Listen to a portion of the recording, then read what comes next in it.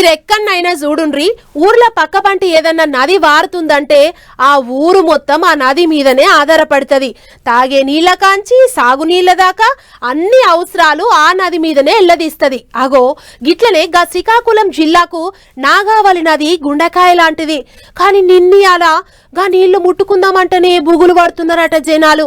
మరిగా కథ ఏంటిదో అట్లా పోయి అరుచుకొని వద్దాం పండ్లి. సిక్కోలు జనాల దూపదిర్చే నాగావళి నదికి పెద్ద సిక్కే వచ్చి పడ్డది కదా. ఇక చూడరే ఎట్లా మారిపోయిందో నదే.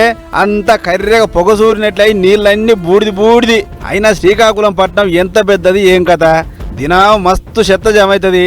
ట్యాంకర్ల కొద్ది మురికి నీళ్ళు వెళ్తాయి. ఇక నీళ్లు సాపుకి వెళ్ళిపోతే ఏ ఆగం ఉండకపోవు గాని సరైన మురికి కాలువ లేక ఇట్లా నాగావళి నదిలోకి వదులుతారు. దీంతో నీళ్లు మొత్తం ఖరాబై రంగు మారినాయి. అయితే ఈ నది నీళ్లను కొందరు తాగుతానికే కాకుండా ఇంట్లో అవసరాలకు సుత వాడుతున్నారట. అవో గసుంటోళ్ళకి ఇప్పుడు లేనిపోయిన రోగాలు అంటిపాడవుతున్నాయి. కిడ్నీలు చెడిపోవుడు, క్యాన్సరు, టీబీ అడ్డమైన జ్వరాలు వచ్చి జనాలకు మస్తు తక్లీఫ్ అవుతుందట. ఇంతైనా కూడా ఎవ్వరు పట్టించుకున్న పాపన పోతలేరు అని అడగబట్టిరు జనాలు. మొత్తం మురికి నీరుని ఎస్టీపీ ప్లాంట్ తరలించి అది శుద్ధి చేసి అది సముద్రానికి పైప్ లైన్ ద్వారా విడిచిపెట్టాలని చెప్తాను. ప్రతిసారి మన పాలకులు వచ్చేటప్పుడు ఎన్నికల్లో హామీ ఇస్తారు, తర్వాత అది మర్చిపోయే పరిస్థితి ఏర్పడుతుంది. ఇట్లాంటివి చేస్తే సహించేది లేదు. భవిష్యత్తులో పెద్ద ఎత్తున నగరవాసులతో కలిపి పెద్ద ఉద్యమాలు చేపడతామని చెప్పి హెచ్చరిక జారీ చేస్తున్నాం. అదన్నట్లు పట్నంలో వేరకపోతున్న చెత్త చెదారం మన్ను మశనం అంత తెచ్చి నదిలో పోస్తుర్రు. దీనికి తోడు హాస్పిటల్కి వెళ్తున్న మురికి నీళ్లు, సెప్టిక్ ట్యాంకుల నీళ్లు అన్ని తెచ్చి ఇంట్లోనే పోసి పాడైతుర్రు. అందుకే ఇంత ఆగమని గర్వైతురు జనాలు.